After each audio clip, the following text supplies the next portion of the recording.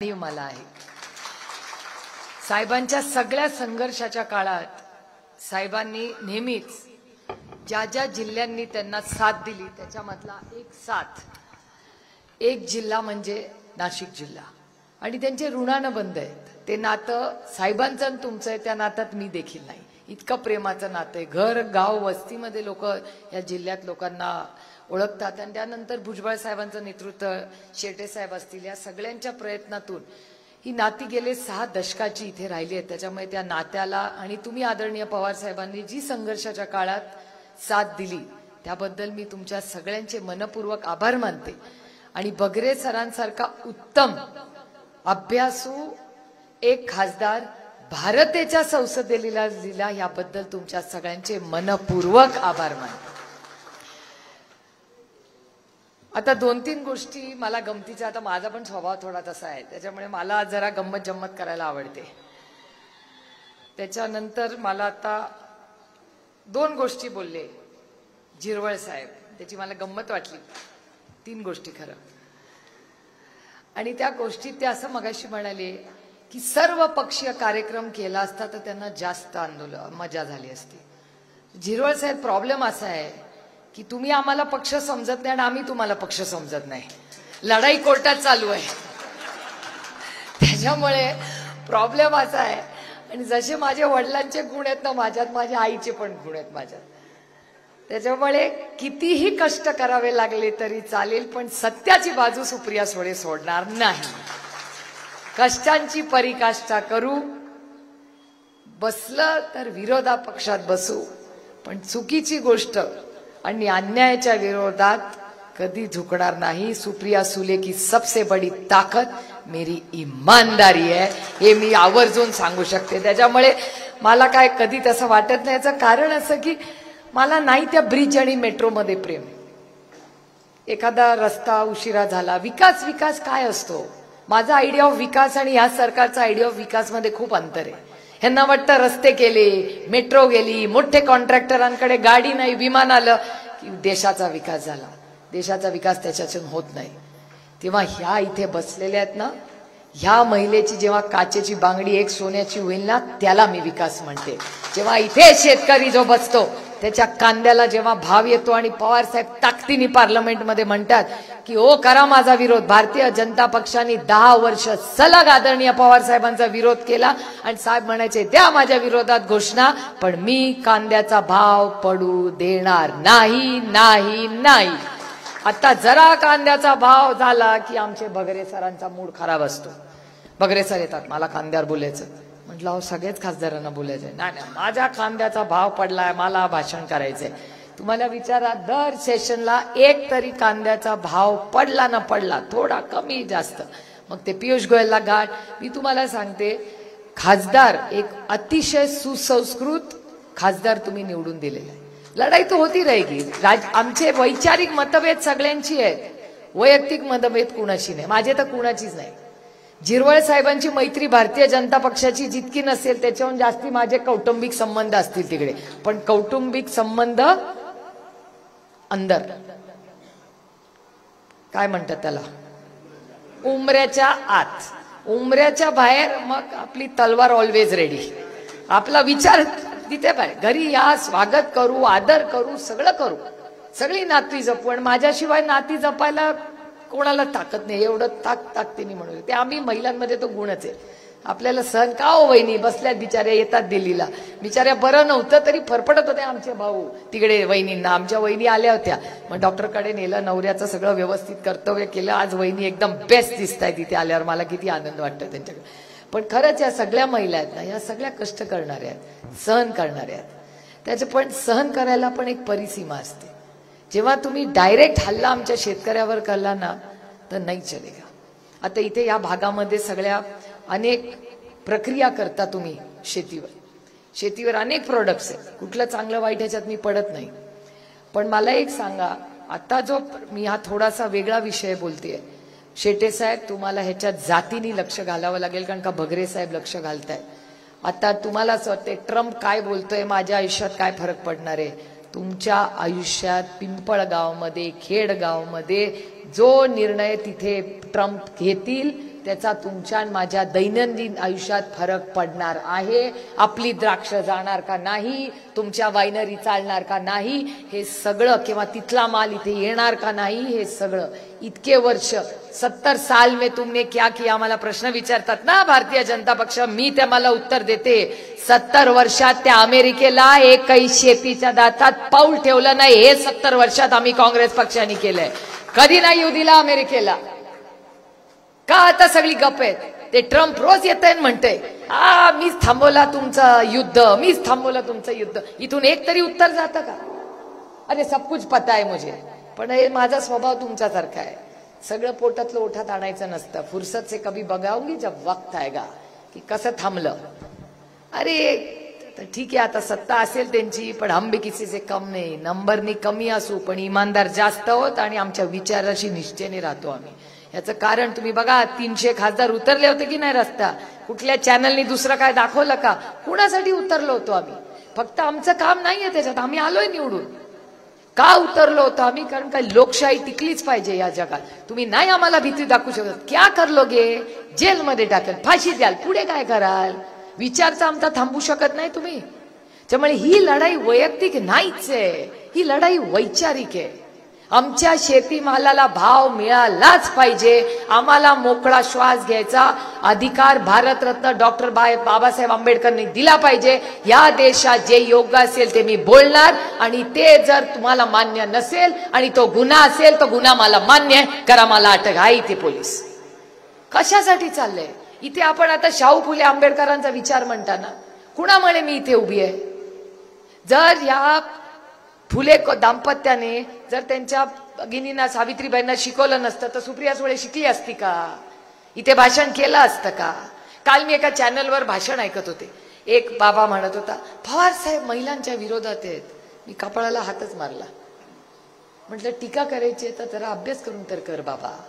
50 वर्षापूर्वी, थोडंसं वय चोरतीये, पण 50 वर्षापूर्वी ज्या माणसाने एका मुलीवर ऑपरेशन स्वतःच केलं, माझ्या आईचं नाही केलं, याला पुरोगामी विचार म्हणतात का? तुमच्या बुरसटलेल्या याला विचारी म्हणतात. अहो, लढाई होत राहील. जिरवळ साहेब तुम्ही आहात तिथे लढा, आम्ही तुमच्या विरोधात लढाई. पण एका सशक्त लोकशाहीमध्ये जसं तुम्हाला अधिकार आहे तुम्ही केलेल्या कामाचा सांगायचा, आम्हालाही अधिकार आहे ना तुम्हाला कांद्याचा भाव मागायला.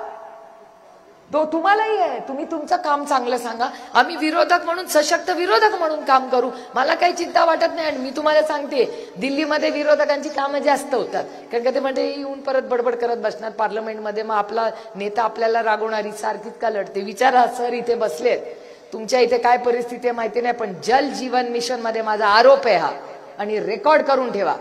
कारण का आता इथे नाशिकचे लोक जरा काय बोलले की केस करतात. मला काही केसची भीती वाटत नाही. करा केस. अब्रू नुकसानीचा दावा लावा. कसली अब्रू? तुम्ही खेळत होता पत्ते काय? मी खेळत होते कामावर पत्ते?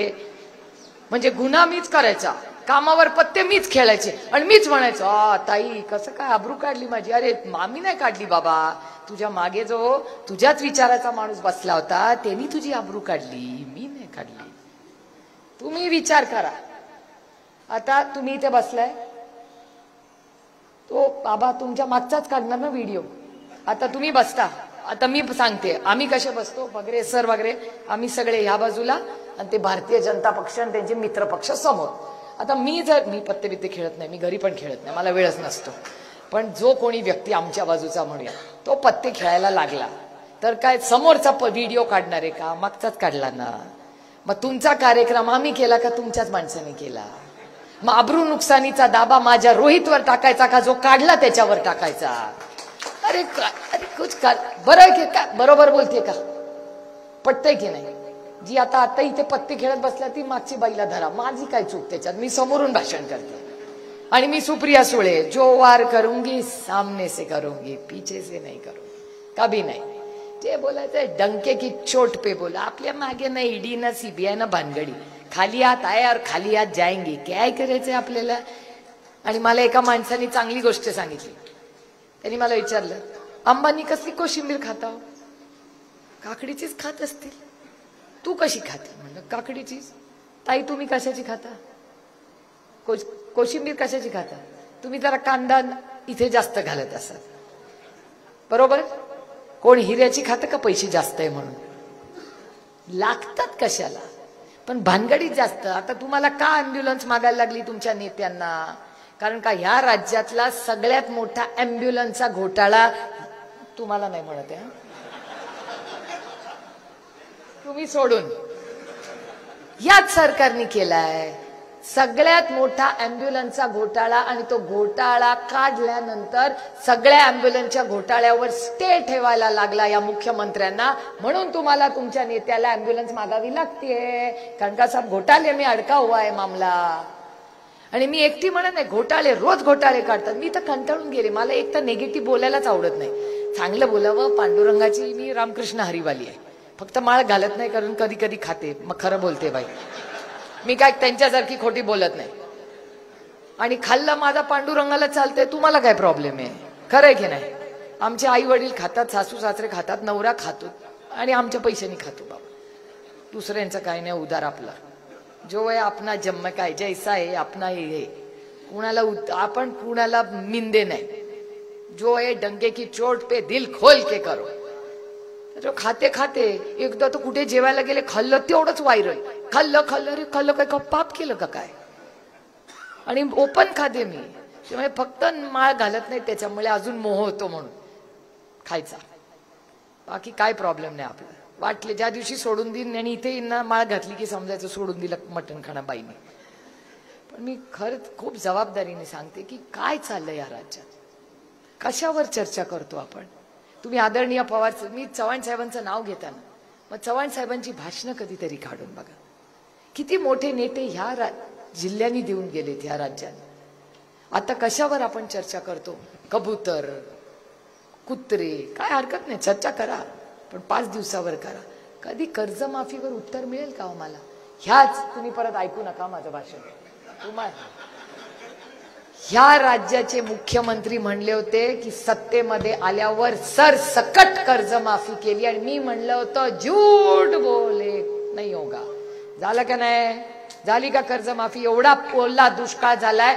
फक्त बगरे सर आणि राष्ट्रवादी काँग्रेस पार्टी, शरदचंद्र पवार गटातला प्रत्येक खासदार अमित शहाना जाऊन भेटला आणि म्हणला की आमच्या महाराष्ट्रात ओला दुष्काळ झालाय, ओला दुष्काळ जाहीर करा आणि सरसकट कर्जमाफी करा. तुम्ही सहकार चळवळीचे आज अध्यक्ष आहात, या देशाचे मंत्री आहात. कोण गेलं? दुसरं कोण गेलंय अमित शहाकडे? एवढ्या पुळका आहे ना या सगळ्यांना, मग का नाही कोणी गेलं त्यांच्याकडे? का जायचं? गृहमंत्री म्हणून नाही, सहकार मंत्री म्हणून का नाही सरसकट केलंय कोणी? एक जण गेला नाही जो सत्तेमध्ये आहे आज, कारण का अधिकार त्यांना आहे. मुख्यमंत्री तर मला वेळच देत नाही, त्याच्यामुळे मी मागणंच बंद केले. 10 वेळा आपण वेळ मागितली, माणूस देत नाही, याचा अर्थ काय? समजून घ्या सुप्रिया सुळे, त्यांना वेळ द्यायचा नाही, कारण का आम्ही असं बोलतो ना. आणि मी ठरवलंय, इथे कामं करत नाही ना तुम्ही, माझी कामं दिल्लीतून होतात, सगळी कामं दिल्लीतून होतात. परवा तुम्ही बोलला ना, कोण बोललं मगाशी? तुम्ही बोलला शेतकऱ्यांबद्दल. हा मुद्दा नाशिकचे तुमचे होळकर आहेत ना, माहिती आहेत ना तुम्हाला? जगदीश होळकर. जगदीश होळकरांना विचारा. जगदीश होळकर आणि मी जाहीरपणे, तुम्ही बसलाय म्हणून नाही, पण मी जाहीरपणे अमित शहाचे आभार मानते. का सांगते? तिकडे चालले म्हणून नाही, पण माणुसकीला होला हो. त्या दिवशी आम्ही सगळे गेलो, मी वेळ मागितली होती, अमित शहानी वेळ दिली आणि मला म्हणाले की काय काम आहे सुप्रिया? म्हटलं माझे खासदार पण बरोबर आहेत आणि नाशिकचे काही शेतकरी आहेत, त्यांची अपॉइंटमेंट नव्हती, मी 5 मिनिटं देऊ शकाल का मला? ते म्हटले हो ये, तुला वेळ ठेवलाच आहे, पाहिजे त्याला घेऊन ये. एवढा देशाचे होम मिनिस्टर आहेत, तेवढा त्यांनी पण माझ्यावर विश्वास ठेवलाय. याचं कारण असं, ऑपरेशन सिंदूरमध्ये जरी विरोधातले असले तरी विरोधातले आम्हाला सगळ्यांना परदेशात पाठवलं, भारताची बाजू मांडायला आम्ही सगळे विरोधातले गेलोय, आणि तेव्हा देशासाठी एक झालो आम्ही. बघा, जे आदरणीय पवार साहेबांनी पहिल्या दिवशी सांगितलं की देश पहिला, मग राज्य, मग पक्ष आणि मग कुटुंब. देशासाठी आम्ही केलं, स्वतःसाठी नाही केलं. देश पहिला. मग आम्ही सगळे गेलो, उदो केला सरकारचा परदेशी आणि परत आलो.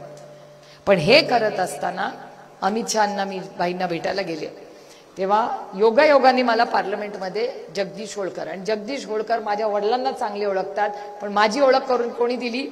द ग्रेट बगरे सरांनी. मी त्यांना एवढं ओळखत नव्हते, बगरे सरांमध्ये ओळख झाली. बगरे सर त्यांना घेऊन फिरत होते त्या पार्लमेंटमध्ये, अरे आमच्या कांद्याला भाव द्या, आमच्या द्राक्षाला भाव द्या. आम्ही अमित भाईंकडे गेलो आणि त्यांनी विषय सांगितला जगदीश होळकरांनी आणि बगरे सरांनी की असा असा प्रॉब्लेम आहे शेतकऱ्यांचा आहे.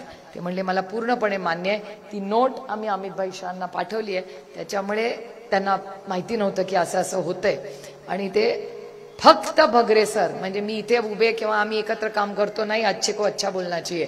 फक्त बगरे सरांमुळे आज जगदीश होळकर अमितभाई शाहांकडे पोहोचले आणि ह्या भागाच्या शेतकऱ्यांची जी नोट तुम्हाला जी मिळत नाहीत आता पैसे, ती फक्त आणि फक्त बगरे सरांमुळे आज दिल्लीला पोहोचलेली आहे. हे तुमचं कर्तृत्व आहे की तुम्ही चांगल्या माणसाला निवडून दिले. असेच खासदाराचं काम काय असतं, काही कौतुक नाही त्याच्यात. ह्याच्यासाठी तर आम्ही निवडून जातो तो. त्यामुळे ही जी शेताची परिस्थिती आहे, शेतीची परिस्थिती अतिशय गंभीर आहे. शेतकरी अडचणीत आहे का आहे.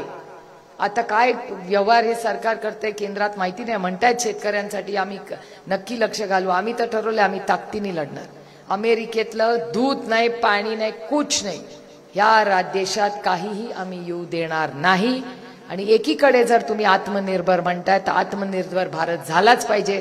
पण आधीपासूनच जेव्हा परदेशात सामान जात होतं ते सामान गेलंच पाहिजे. आपले द्राक्ष, आपली जे काय तुमचे प्रोडक्ट्स असतील ते सगळे ह्या देशातही विकले जातील आणि परदेशातही जातील. ह्याच्यासाठी जी काही यंत्रणा उभी करेल. अरे सगळ्यात मोठं इथे तुमचं सक्सेस स्टोरी आहे ना सह्याद्री. कशाला लांब जायला पाहिजे. सह्याद्री फार्म सारखं किती सुंदर उदाहरण आहे आपल्याला सांगा.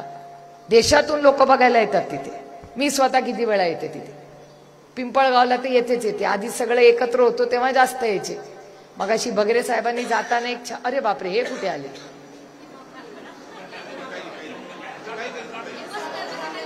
हा मला नाही भीती वाटत. मला वागायचं चांगलं शांत.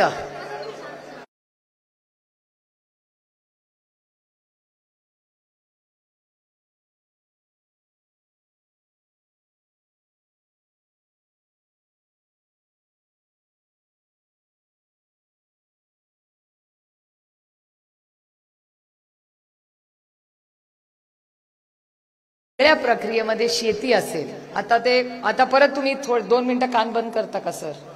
मला इतकं वाईट वाटतंय त्यांच्यासमोर हे भाषण करायला. पण मला आणखीन एक महत्वाचा, जसा शेती सरसकट कर्जमाफीचा विषय, मला त्या लाडक्या बहिणींची पण चिंता आहे. याचं कारण असं की 25 लाख लाडक्या बहिणींची नावं या सरकारने कमी केली.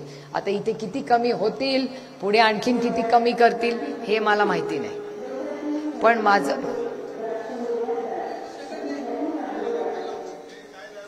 पण माझी सगळ्यांना विनंती आहे आणि माझी तुम्हाला मनापासून विनंती आहे. जिरवळ साहेब, आपण कॅबिनेट मंत्री आहात. आपण कॅबिनेटमध्ये ताकदीने याचा विरोध केला पाहिजे. मी स्वतः ही स्कीम येत होती तेव्हा सगळ्यांना सांगत होते की तुम्ही बिलकुल अरे बापरे, माझा कॅमेरामॅन बिचारा घाबरलाय. तो मुंबईचा आहे. तो जीव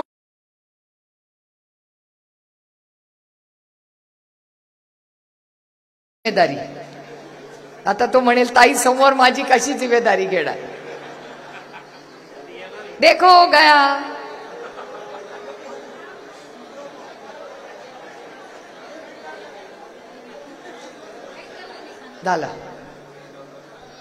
झाला सेटल. त्या मावशी ताई तर दर्शन घेत आहेत. घाबरू नका. खरंच तुम्ही हलू नका ताई. हल्ला नाही तर तो काय करत नाही. माझी विनंती आहे या सरकारला की तुम्ही लाडकी बहीण योजनेमध्ये स्कीम केली तेव्हाच मी म्हणत होते की राज्य आर्थिक अडचणीत आहे तर मी लक्ष घाला. तेव्हा इलेक्शन होतं तेव्हा कशी ना पैसे वाटले जात होते. आता काय झालं, 25 लाख महिलांची नावं कमी केली. काल तर पुरुषांची पण नावं आली आहेत. मी स्वतः ठरवलेलं आहे की ह्या पूर्ण स्कीमची पूर्ण इन्क्वायरी सुप्रिया सुळे स्वतः करणार आहे. 25 लाख महिला आल्या कशा बाहेर आणि पुरुषांनी फॉर्म भरले कसे हो. मी तर त्याला 4,800 कोटी रुपयाचा घोटाळाच म्हणते. हा घोटाळा आहे. एवढे हजारो पुरुषांनी फॉर्म कसा भरला. तुमची सगळ्यांची मुलं भरतात ना फॉर्म. तू पोलीसचा बाबा भरला ना फॉर्म भरताना तू मेल का फिमेल भरू शकत होता का फॉर्म. मेल म्हणजे मेलच आहे ना. आबाच्या टाइमचे असणार ना तुम्ही सगळी भरती. आबाच्या वालीची भरतीवाले आहेत ना हे सगळे पोलीसवाले. त्याच्यानंतर भरती झालीच नाही यांच्या राज्यात. जाऊ दे आता, ते परत कधीतरी येईन तेव्हा बोलीन. पण मला सांगा, फॉर्म भरताना, कुठलाही फॉर्म भरताना तुम्ही, तेव्हा पुरुष आणि महिला अशी चूक करू शकता का? मी पुरुष म्हणून फॉर्म भरू शकते का? इलेक्शन कमिशन म्हणेल मला घरी पाठवतील, त्यांना ठेवतील. कारण का इलेक्शन कमिशन मध्ये तर काय काय काय काय चाललंय. मी तर माझीच इन्क्वायरी पहिली लावणार आहे. आपण निवडून आलेले बगरे सर, तुम्ही, मी आणि आपले 8 खासदार आपण निवडून आलो ना, आपण आपल्या मतदारसंघापासूनच सुरुवात करू की आम्ही निवडून आलो का नाही तुम्ही चेक करा पहिलं. आमचं काही म्हणणं नाही, कारण का आम्ही कॉपी केलंच नाही, त्याच्यामुळे आम्हाला पास व्हायची काही भीतीच नाही. पण ज्या पद्धतीने इलेक्शन कमिशन असेल, हे वोट चोरी बिबरी मामला काय काय समजतच नाही बाबा.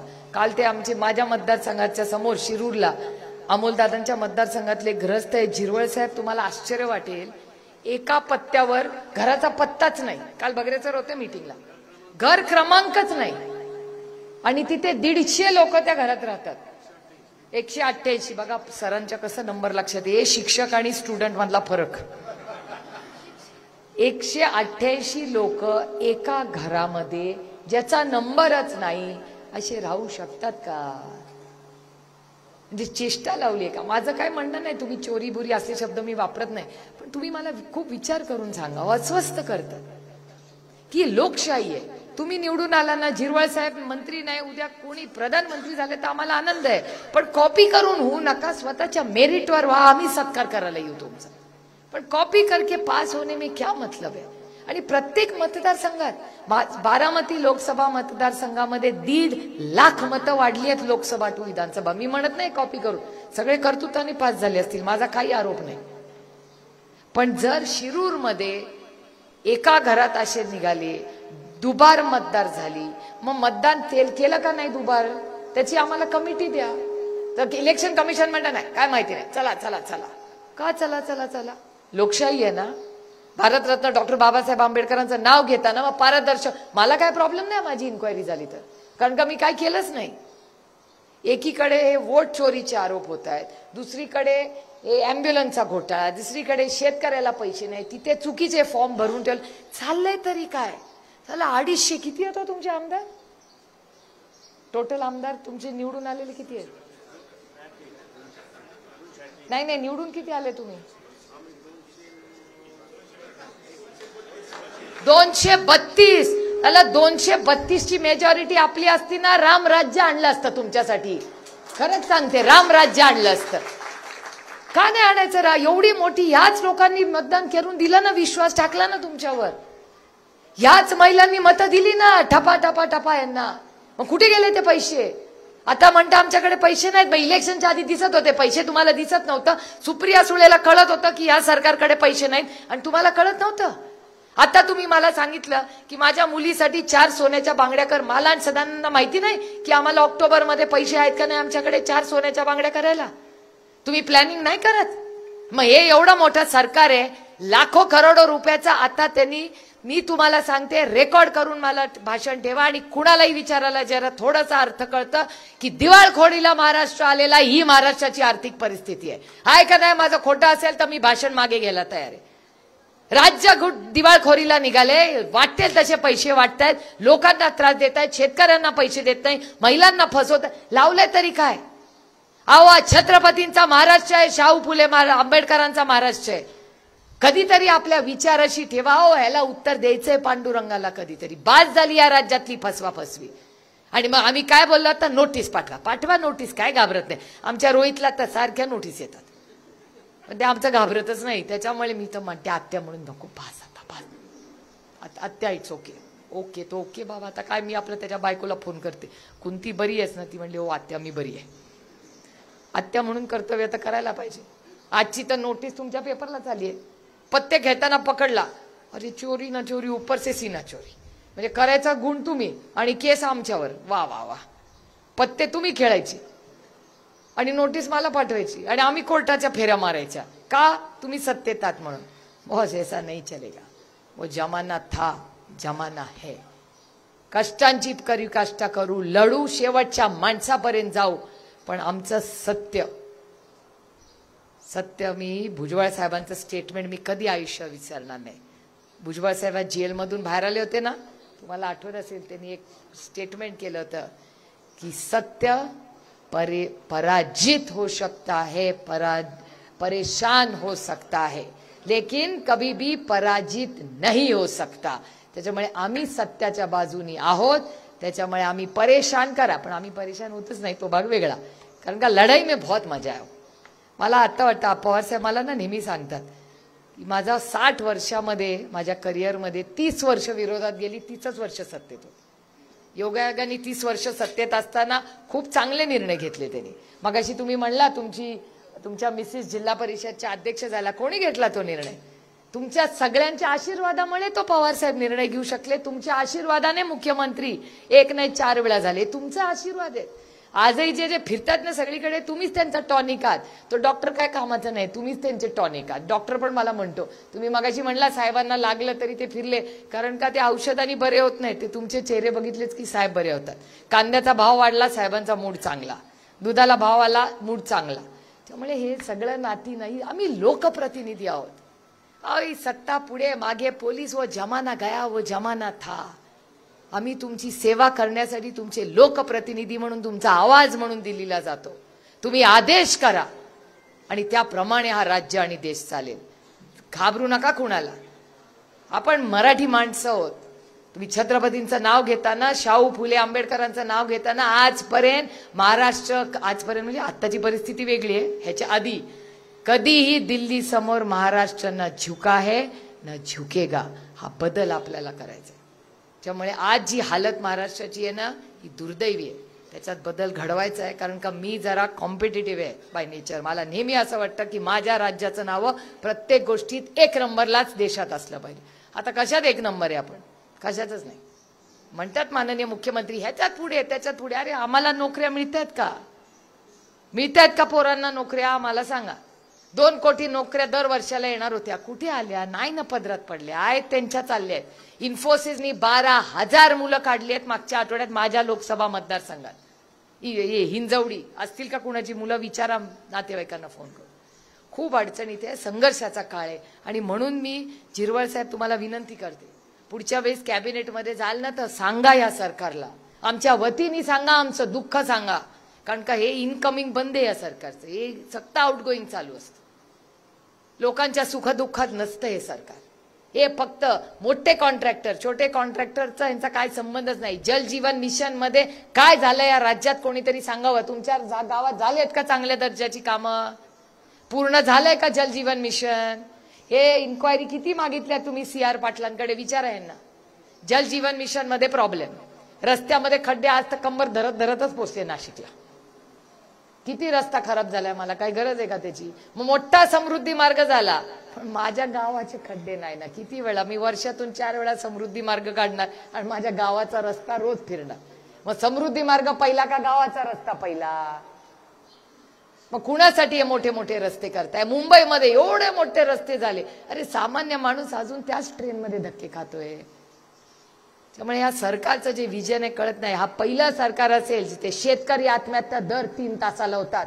तुमच्याच कॅबिनेटमध्ये मकरंदाबा बसतात ना, त्या मकरंदाबाचं स्टेटमेंट आहे, दर 3 तासाला ह्या महाराष्ट्रात जानेवारी महिन्यापासून आतापर्यंत दर 3 तासाला 1 शेतकरी आत्महत्या करतो. विचार करा. ज्यांनी जल जीवन मिशनची कामं केली त्यांनी आत्महत्या केल्या.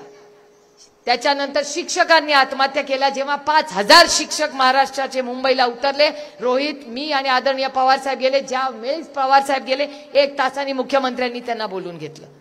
अरे मग दरवेळीच पवार साहेब उतरल्याशिवाय आम्हाला न्यायच मिळणार नाही या राज्यात. मग कशासाठी 226 लोक निवडून आलाय तुम्ही? मग पवार साहेबांना चालू दे ना राज्य, तुमच्याच्यानी होत नसेल तर. सारखं त्यांनीच निर्णय घ्यायचा प्रत्येक गोष्टीचा.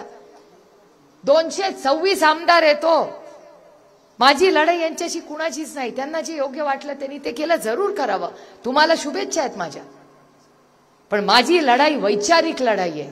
मगाशी ते म्हणताना म्हणाले एक गोष्ट, आणि त्याचं उत्तर देऊन मी माझं भाषण संपवणार आहे. ते बगरे सरांना म्हणाले की तुम्ही माझं नाव घेतलं असतं तर मला जास्त आनंद झाला असता. आणि जुळवून घ्या. जुळवून ना झिरवळ साहेब, दोन्ही बाजूनी घ्यायचं असतं. नातं दोन्ही बाजूनी चालतं, एका बाजूनी नाही चालत. नवरा बायकोला पण ना सायकल दोन्ही सायकलनी, दोन्ही यांनी चालते.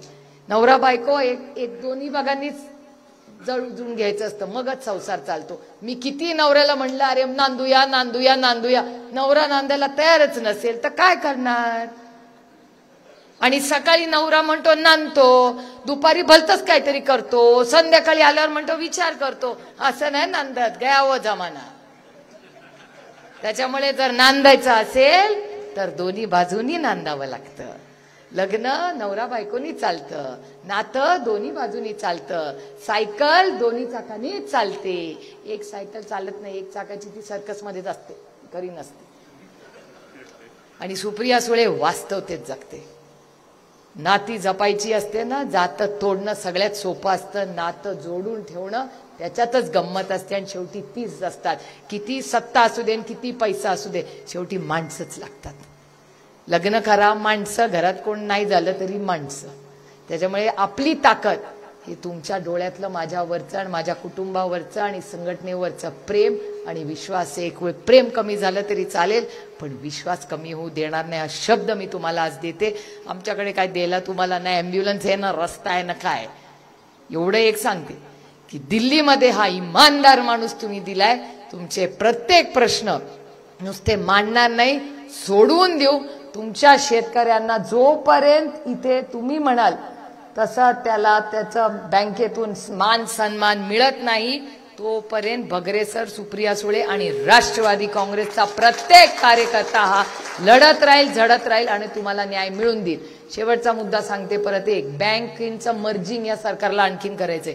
IDBI आणि त्याचा आम्ही ताकदीने विरोध करतोय.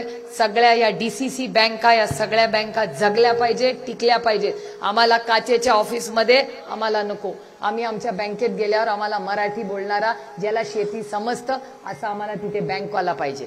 त्याच्यामुळे या बँकिंग मर्जिंग, ज्या चांगल्या बँका आहेत त्या आम्ही मर्ज होऊ देणार नाही. ज्या अडचणीत त्या जरूर करा मर्ज, पण ज्या प्रॉफिट मधल्या बँका आहेत त्या आम्ही मर्ज होऊ देणार नाही. कारण का, शेवटी ती शेवट हे लखपती दिदी वगैरे भाषणापुरतं ठीक आहे. हो, तुम्हाला मिळाले का लखपती दिदी? मग एवढ्या मोठ्या गाड्या आणायच्या, भरून भरून तुम्हाला बसेसमध्ये न्यायचं. लखपती व्हाल तेव्हा द्याल ना.